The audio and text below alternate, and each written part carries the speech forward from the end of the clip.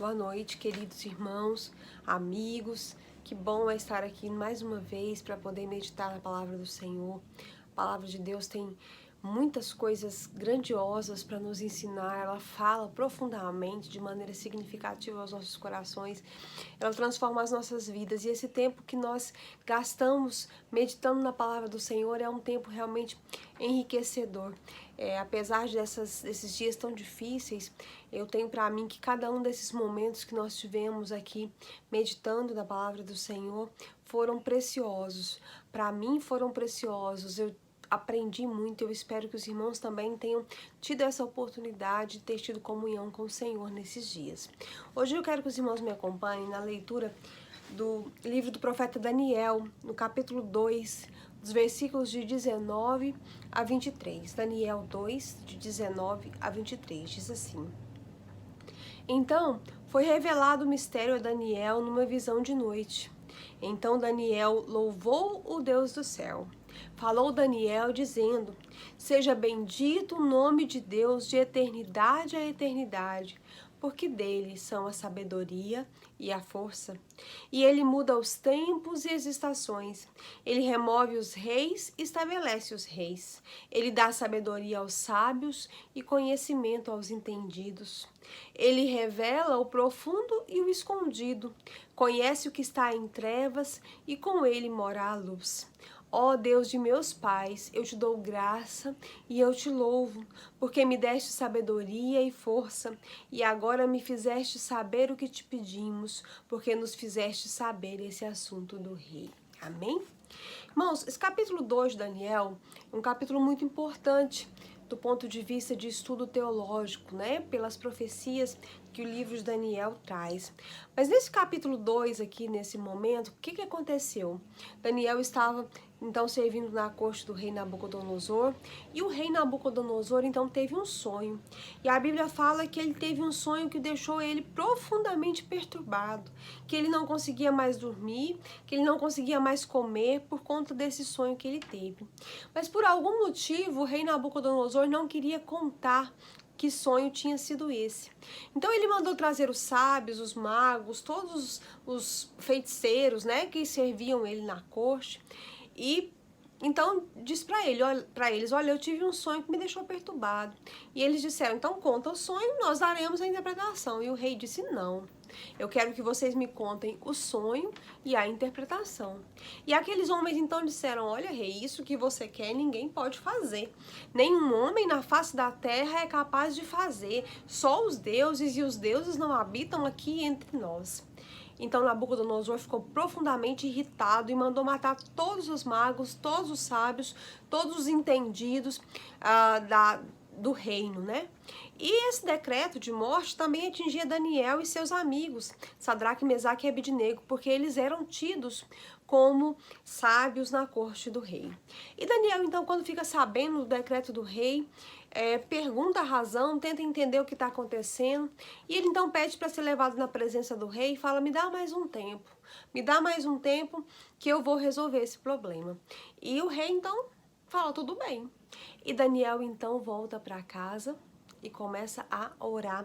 A Bíblia fala que ele pediu que seus amigos orassem com ele sobre esse caso. E aqueles homens então começam a orar e vão dormir. Eles oram e vão dormir. E à noite, enquanto Daniel dormia, Deus então dá para Daniel a visão, a revelação. E Deus conta para Daniel qual foi o sonho que o rei teve e qual é a interpretação daquele sonho. Deus manda Daniel dar então um recado para o rei Nabucodonosor. E Daniel então vai, e Daniel então diz para o rei, eu sei qual foi o sonho e eu sei a interpretação. E eu não sei porque eu sei porque o Senhor me contou, eu sei porque o Deus de Israel me contou, para que o Senhor saiba o que ele quer dizer. E ele então conta para o rei e fala então da destruição do reino, não só de Nabucodonosor, como de outros reinos que existiam naquela época e que viriam depois dele. E então ele instrui Nabucodonosor a respeito disso. Ele fala então da profecia de Deus para os reinos dos homens. Agora é engraçado a gente pensar como Daniel resolvia os problemas que ele tinha. todas as vezes em que Daniel teve um problema na sua vida, ele recorreu primeiramente, exclusivamente à oração. O segredo dele era intimidade com Deus, né? Ele tinha amigos crentes como ele e ele tinha fé. E esse tempo de oração, né, que ele gastou foi precioso e depois ele foi dormir. Imagina, sua vida está correndo perigo, você vai ser morto, o seu tempo está acabando, você vai dormir. Daniel foi dormir, porque ele confiava no Deus para quem ele tinha pedido, né, a quem ele tinha recorrido. Então, Deus, então, conta o sonho para Daniel e diz para ele: olha, vai falar com Nabucodonosor.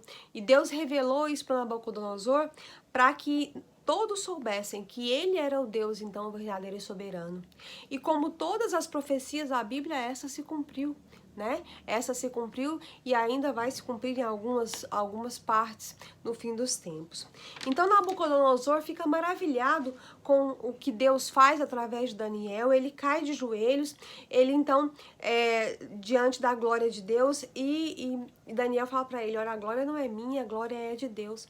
Nós precisamos ser crentes assim, né, irmãos? Precisamos ser capazes de assumir a responsabilidade, de nos envolver, de orar, de abrir o nosso coração para ouvir a Deus, porque só assim a gente vai ser a boca de Deus no meio de uma geração corrompida como a nossa, que está se perdendo dia após dia. Mas nesse episódio, fica muito clara a vontade de Deus em revelar ao rei Nabucodonosor a sua soberania.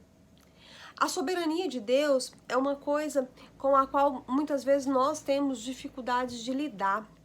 Porque apesar da nossa consciência de que somos humanos, fracos, limitados, nós queremos sempre controlar as coisas e as situações e tudo aquilo que nos cerca. Nós queremos controlar o nosso tempo. Mas nesse episódio, Deus estava falando para Nabucodonosor quem é que manda, quem é que tem o domínio, quem é que é o soberano e quem é que decide os rumos da humanidade. Quando Daniel descreve, né, a grandeza de Deus, ele diz: olha, do Senhor são a sabedoria e a força. E aí ele diz: é o Senhor que muda o tempo e as estações, ou o tempo e as horas, em algumas traduções. É ele que remove os reis e estabelece os reis. Dá sabedoria àqueles que são sábios e inteligência àqueles que são entendidos. Ou seja, nem a sabedoria que vocês têm, nem a inteligência que vocês têm é de vocês. Ela vem então de Deus. Deus revela aquilo que está profundo, escondido, os mistérios, né? Ele conhece aquilo que está nas trevas, porque com ele mora a luz. Então Daniel descreve o quão grande e o quão soberano é Deus sobre todas as situações que existem e que acontecem.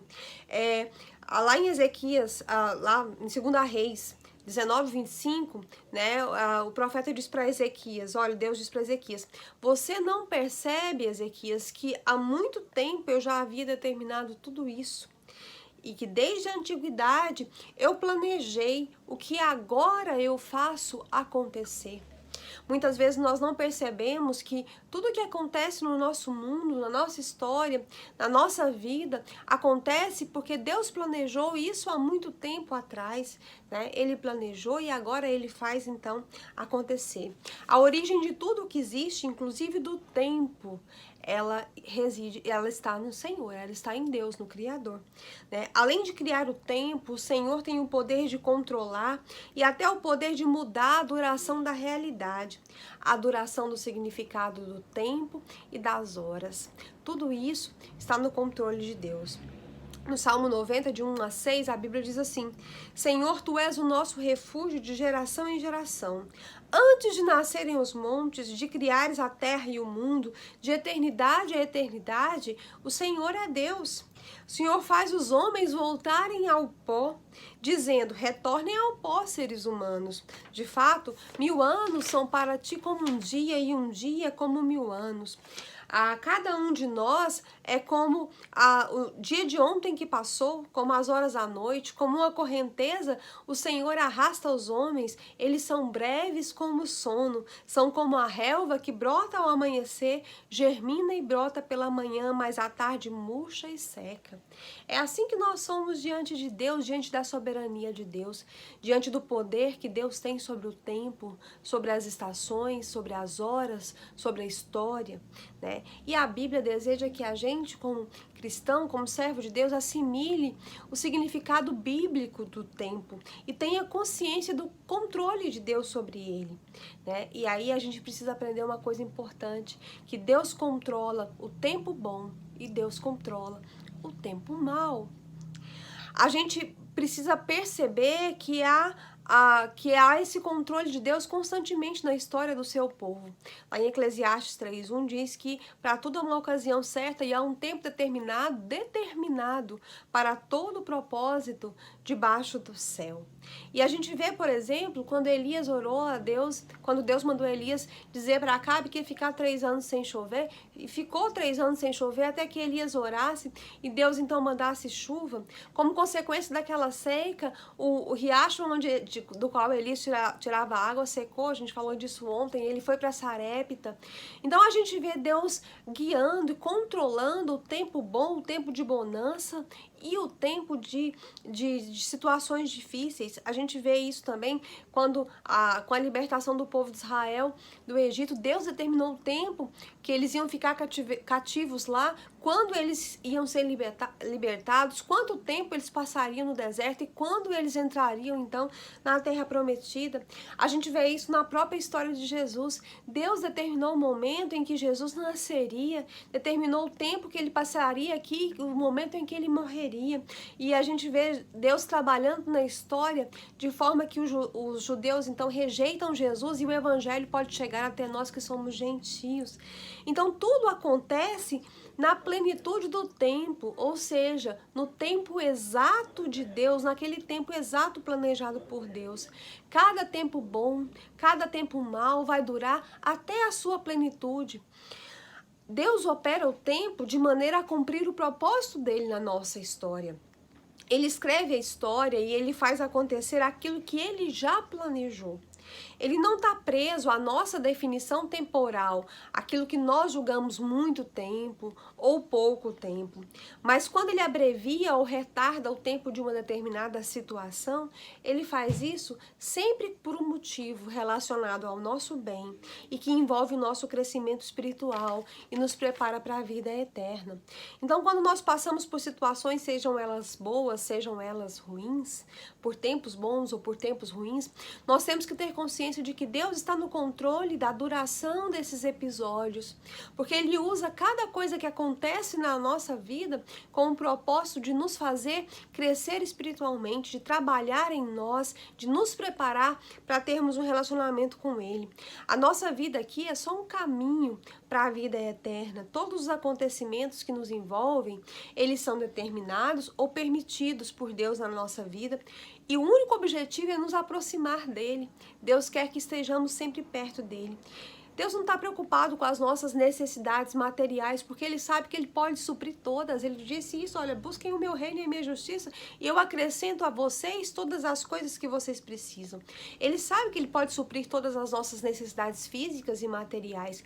Ele está preocupado com as nossas necessidades espirituais, porque Ele sabe que só a nossa santificação pode nos aproximar dele, e a nossa santificação depende, então, das experiências que nós temos com Deus.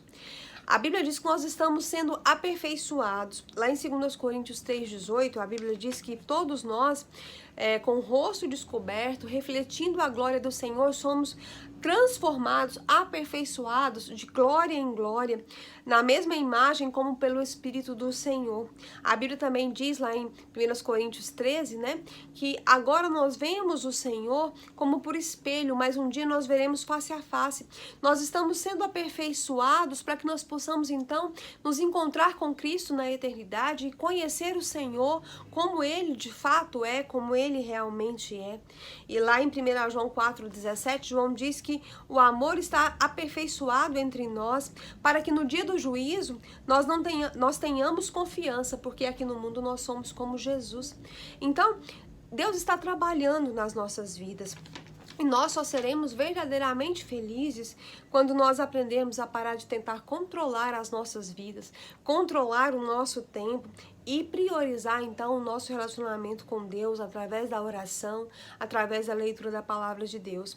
Não é o que nós queremos, não é o que nós podemos, não é o que nós vamos conquistar, mas é o que Deus quer, o que Deus pode, o que Deus vai conquistar através de nós, e os propósitos de Deus estão sempre relacionados àquilo que é eterno, àquilo que é espiritual, nunca relacionados às coisas desse mundo. Quando nós entregamos ao Senhor então a administração do nosso tempo, nós descobrimos que Ele então usa o tempo para o nosso bem. E essa descoberta, entretanto, ela é complicada, porque a gente tem que aprender a esperar a plenitude do tempo, o tempo de Deus, o tempo que Deus planejou para que o propósito dele então se cumprisse. E aí a gente fica angustiado, porque a gente é aprisionado por anos, dias, horas. Mas é essencial a gente entender essa mensagem de Daniel. É o Senhor que muda os tempos, é o Senhor que muda as horas, e é obviamente Ele que pode mudar os prazos do nosso tempo, canalizar o tempo para o nosso bem. Só depende da maneira como a gente aprende a fazer a vontade do Senhor, a andar no propósito dele e aceitar a correção que Ele traz. Nesses dias maus que nós estamos vivendo, procure entender o propósito de Deus para você, para a sua vida, e não se esqueça que na plenitude do tempo, naquele tempo exato planejado por Deus, naquele momento exato em que o propósito de Deus para essa situação estiver cumprido, as circunstâncias vão mudar. É assim que Deus opera, e nós não temos que contestar isso, nós não temos que nos desesperar, nós temos que aprender a esperar pelo Senhor e a saber que Ele sabe o tempo certo, Ele sabe a hora certa, Ele conhece a plenitude do tempo de cada fato, de cada propósito, de cada circunstância. E na hora certa, Ele vai mudar. Amém? Vamos orar então ao Senhor nesse instante, que o Senhor, que é o dono de tudo, que é o dono do tempo, que é o dono das nossas vidas, vamos colocar na presença de Deus todos os nossos pedidos, especialmente aqueles que estão com Covid. Hoje a irmã Kellen acrescentou na nossa lista a sua prima Selma e a sua amiga Adriana. A sua amiga Adriana, inclusive, perdeu o esposo com Covid, com 3 filhos, e está numa situação muito difícil. Vamos orar por ela, vamos continuar orando pela irmã Welcia. Vamos orar nesse instante. Ó Deus, o Senhor que é o dono das nossas vidas, o Senhor que muda o tempo, muda a estação, o Senhor a quem pertence a sabedoria e a força, o Senhor que revela os seus segredos, aquilo que está escondido, o Senhor que conhece aquilo que está nas trevas, o Senhor que é o dono da luz, o Senhor, ó Deus, que modifica todas as situações, e o Senhor que tem um propósito em cada uma delas. Nesse instante nós estamos diante da Tua presença, no nome poderoso de Jesus. Ó Deus, através da intercessão do Espírito Santo, nós estamos aqui para colocar na Tua presença as nossas necessidades. Nós não sabemos o tempo, mas nós sabemos que o Senhor tem trabalhado nas circunstâncias, porque o Seu desejo é nos aperfeiçoar.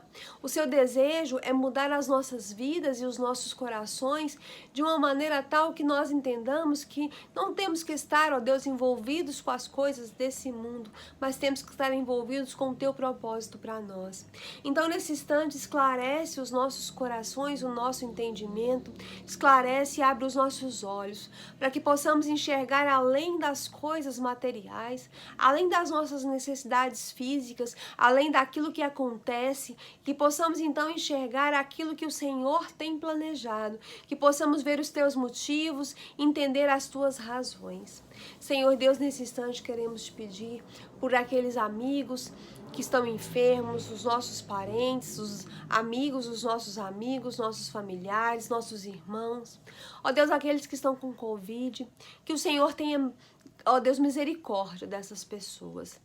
a prima da irmã Kellen, a Selma, o Eimar, a Sheila, ó Deus, que o Senhor, o Renê, que o Senhor esteja com a tua mão de poder, o Baiano, muito obrigado porque o Senhor já tem dado melhora para muitos desses enfermos e nós sabemos que o Senhor vai estar trabalhando de acordo com a tua vontade. Abençoa aqueles que estão enlutados, como a irmã Welcia, como a Adriana, por quem a irmã Kellen pediu hoje, que perderam seus esposos. Ó Deus, que nesse momento de muita dificuldade, ó Deus, de dor, o Senhor possa ser o conforto, o consolo, o Senhor possa ser o recurso, o Senhor possa ser a força, o Senhor possa ser o refúgio. Ó Deus, nesse instante também queremos te pedir pela nossa igreja, por cada família, pelos nossos familiares não crentes, abençoa os filhos, os esposos, abençoa os pais. Ó Deus, cada familiar que tem sido colocado diante do Senhor continuamente, a família da irmã Maria de Fátima, ó Deus, a família do irmão Tim, da irmã Helenita, cada pessoa ali que ainda não te conhece, que o Senhor possa trabalhar nessas vidas. Abençoa também aquelas famílias que estão passando por momentos de dificuldade financeira, ó Deus, que o Senhor possa estar então abrindo as portas. Tem misericórdia de nós, do nosso mundo, do nosso tempo, ó Deus, e que o Senhor possa trabalhar nesse tempo de maneira que nós possamos ser fortalecidos, que nós possamos, ó Deus, nos sentir preparados para lutar, não contra os homens, não contra as pessoas, porque essa não é a nossa luta, mas lutar, ó Deus, contra o diabo, contra as hostes espirituais, ó Deus, e que nós possamos então estar firmes e arraigados no Senhor para vencermos esse tempo de dificuldade e sairmos dele edificados, ó Deus, como servos melhores, como servos mais úteis, como, ó Deus, servos do Senhor com mais consciência da sua responsabilidade. Ó Deus, que o Senhor esteja nos ajudando e o Senhor esteja então, ó Deus, tirando de nós a angústia, o medo, a depressão, a tristeza e nos ajudando a superar os dias maus, porque é fato, ó Deus, que a tua promessa é que a alegria virá pela manhã e nós cremos nisso. Nós te louvamos, ó Deus, nós te engrandecemos, nós exaltamos o teu nome. Te pedimos misericórdia e graça nesse instante, em nome de Jesus. Amém. Amém. Que o Senhor nos abençoe, que o Senhor abençoe você e a sua família. Amanhã às 20 horas nós teremos culto e você é nosso convidado para participar conosco do nosso culto online. E quinta-feira nós retornaremos então com a nossa devocional às 20 horas. Que Deus nos abençoe. Amém.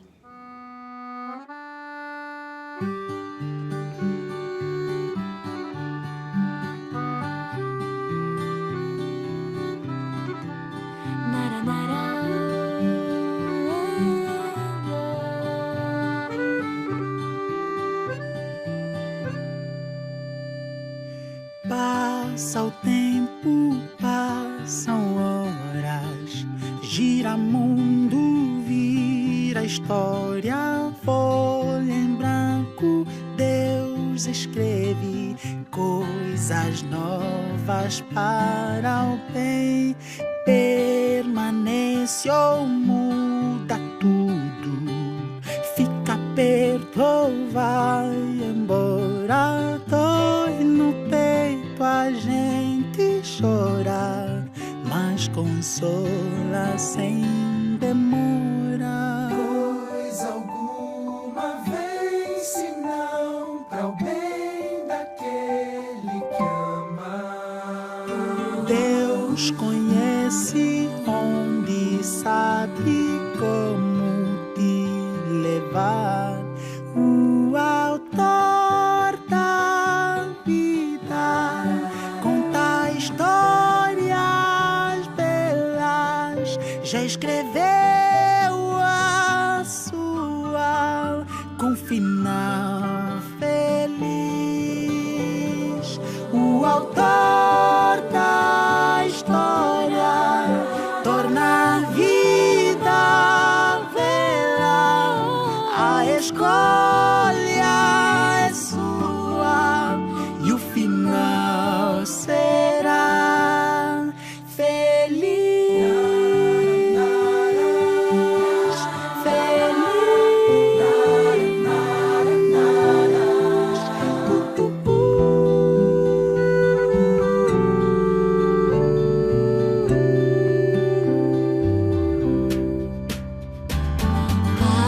seu tempo passam horas, bem mais bela fica a história.